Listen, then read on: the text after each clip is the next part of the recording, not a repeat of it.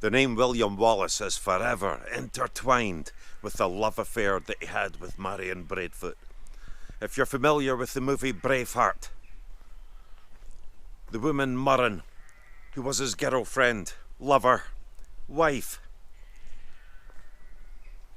was killed, murdered by William de Hazelrig, the Sheriff of Lanarkshire, for helping William Wallace escape. And Wallace returned to the town to exact his bloody revenge, and thus reared his head as a Scottish freedom fighter. Did Marion Braidfute exist? There is no hard evidence to say that she did. We only have the accounts of Blind Harry to go by. But today I'm going to explore a place I haven't been to in nearly 30 years that is associated with the Braidfutes, and a place that William Wallace would certainly have been acquainted with.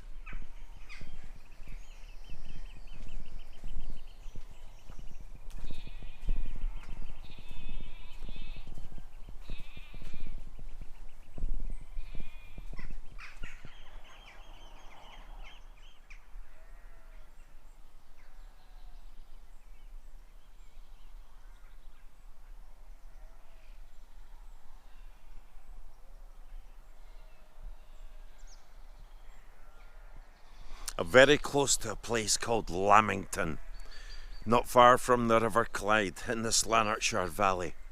And I'm going to visit Lamington Tower. Now, if you look at the Canmore site, Lamington Tower occupies, or it's thought to occupy, an earlier site that was held for King Edward I of England by his Sheriff of Lanarkshire, William de Hazelrig, in a site which Wallace had lightly taken during one of his insurrections. I made a recent film about Wallace taking the castle at Crawford, Tower Lindsay, as it would have been called then. So that is only a few miles down the road, 5 or 6 miles away. And as we come up the Clyde Valley towards Lanark, Edward would have had his military outposts, his Motte and Baileys, dotted all over the place. Tinto Hill in the background, a place where that Wallace would have known very well, certainly a prominent landmark in the area, but he would have known these Lanarkshire valleys, this Clyde Valley. And we're going to now take a look into this dense woodland here of the old structure of Lamington Tower. Recent trips have certainly seen me get way into the back of beyond and into some forbidding areas, and this one's no different. It's very difficult to find, but I've come through the field, some of the brush woodland here, and we're now up onto this place here. Look at this. This is what makes it worth it when we go way off the beaten track. Some of the old stonework here, which has no doubt fallen, but this, hidden away in this little tract of woodland, is Lamington Tower. And we're just going to take a look around this structure. It really is beautiful. It really is. And no doubt woodland would have been much, much denser in the area up and down the River Clyde back then. Very seldom does this place see visitors, simply because it is way off the main road.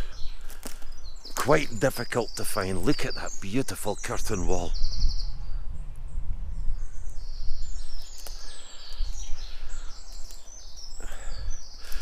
I always find that when you have a place that is rich in the sound of birds, you have a place that has been left to nature, to the ravages of time. That's a lovely little indentation up there in one of the correlets. Look at this old stone here. Oh my, I haven't touched this in 30 years.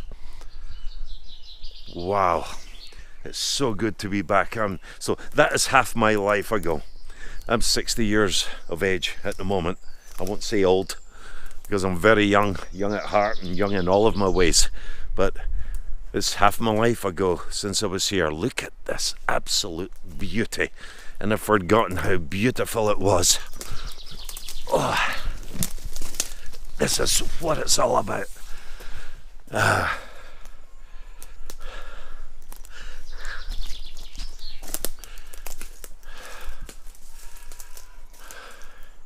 You can see some old gun ports up there. We're getting a little fall of rain. No surprise there. This structure here is 1500s. And as I say, it stood on the earlier site of an English fort, and likely held by William de Hazelrig, the man who was murdered by William Wallace. Now, what's the story of Lamington Tower? And what does this have to do with the legend that is Marion Braidfute? Some say because there is no real hard historical evidence linking Marion Braidfute to history, that she was invented by the Baileys who occupied this place, who were trying to gain favour with the court of Mary Queen of Scots, in telling her that they were descendants of William Wallace. Now there are some say, I've also looked up some people, one particular from America who is a Broadfoot, and they mentioned that they've researched their family and that they most certainly lived in this area, and they lived in the town of Lanarkshire.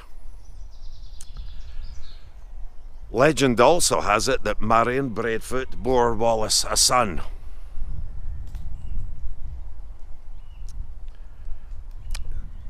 Was she the stuff of legend, or does she exist? One of the defences of Marion Braidfute's existence comes from somebody who's researched her family tree, and they speak of the McKerleys. Now, the McKerleys were known to be quite close, loyal fighters alongside William Wallace. And the McKerleys and the Braidfutes intermarried. And at the small kirk at Cruggleton, there was also a Cruggleton Castle, which I haven't been to the site of yet, and I do intend to do something there, make a film of there. But apparently in Old Kirk, the McKerleys and the Braidfutes, and they're married, and they are buried together in the Old Kirk. So some food for thought there. The story with William Wallace and Marion Braidfute is phenomenal. It's a great story. It really is. A Scotsman. I've said it time and time again. No one likes an invader. Oppression. The woes and pains of oppression. And when William Wallace was allegedly, we only have to go by Blind Harry, so we really need to grasp some of that legend. Yes, we can tweak truths from it, and I am all about getting a quest for the truth, but in the case of Wallace, we do have to embrace a lot of legends. Now, Blind Harry wrote his book around the 1475-1480 period. Wallace was executed in 1305, so not that long after it. And he was a great traditional storyteller now, like any other storytellers. He would have spoken to people. He would have gotten accounts. He would have got serial transmission told from one person to another. So we know that truth and stories have a habit of changing the more serial transmission there is. And like any good writer who is writing to entertain, which Blind Harry did, and most medieval writers of the time did, what they don't know, they have to try and fill those cracks, the gaps in the knowledge, with inventions of their own to make a great story, to make a great tale. And the story of Wallace and Marian is an absolute classic and told beautifully in Braveheart. But even today, as you go through the town of Lanark, it's everywhere. You can visit the house where, or the site of the house where Wallace is said to have escaped, and Marian stalled for time in stalling the English soldiers, which she suffered greatly for. It's said that in St Kentigern Church, Wallace met Marian there, and that through time, even although they had their love affair in secret, through time it became known. Wallace was one day being taunted by English soldiers as he made his way back into town one morning after church, and a fight broke out, and Wallace killed them all. Well, killed some of them. He ran into the house, and Marian stalled the soldiers while Wallace made his getaway, and he would come back to exact his revenge. The story withheld. Scotland was a political hotbed of the time. King Edward I had installed his sheriffs all around the country. He had heated relationships with John Balliol, and especially so when he wanted to call up Scotsmen to fight for his wars abroad, and Balliol refused that, so tensions were high. Was it a politically fraught time that saw Wallace rear his head? Did he just have a hatred of the invader, and that spilled over one day? Uprisings were springing up all over the country, both large and small, and Wallace would have just been one of them. There are no historical records that indicate any links to any Braidfutes at the end of the 13th century. That doesn't mean they weren't there. There's just no hard evidence that they were. William Wallace is a man, a living man, was a living man, but there's as much myth and legend surround William. The legend of William and Marian is as much a legend as that of Robin Hood and the Maid Marian. We know Wallace existed, that's for sure. I firmly believe that this place was an English post and would most likely, because the others did, come under attack by William Wallace sometime in those late 1200s. But whether there was a woman that Wallace was involved in, it's a romantic story, and it's a fabulous story, but it will forever be part of the William Wallace legend. Did Marion Braidfute exist? That's up to you.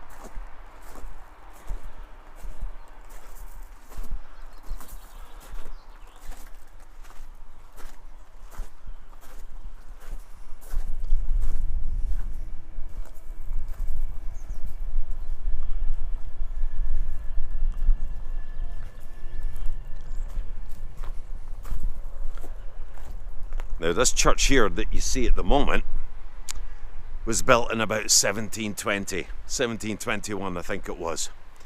But it occupies the site of a 12th century church. And not only does it occupy the site, we still have the Norman doorway. Look at the beauty of this.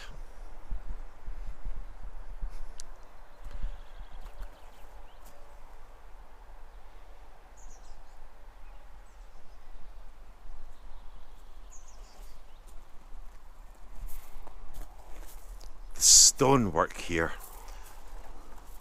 is absolutely beautiful and fabulous condition as well.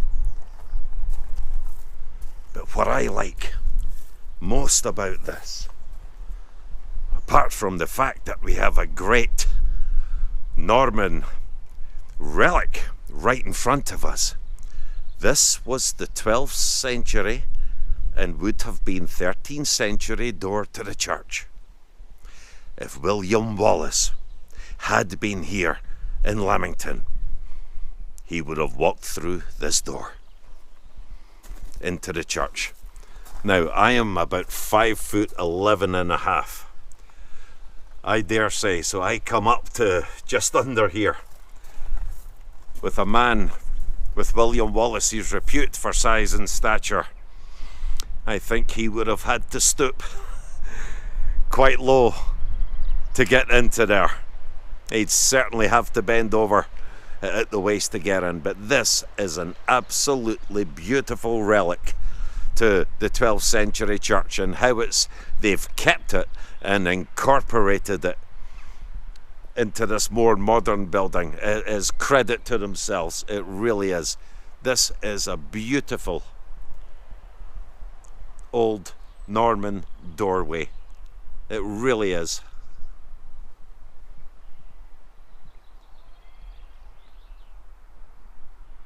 Priceless.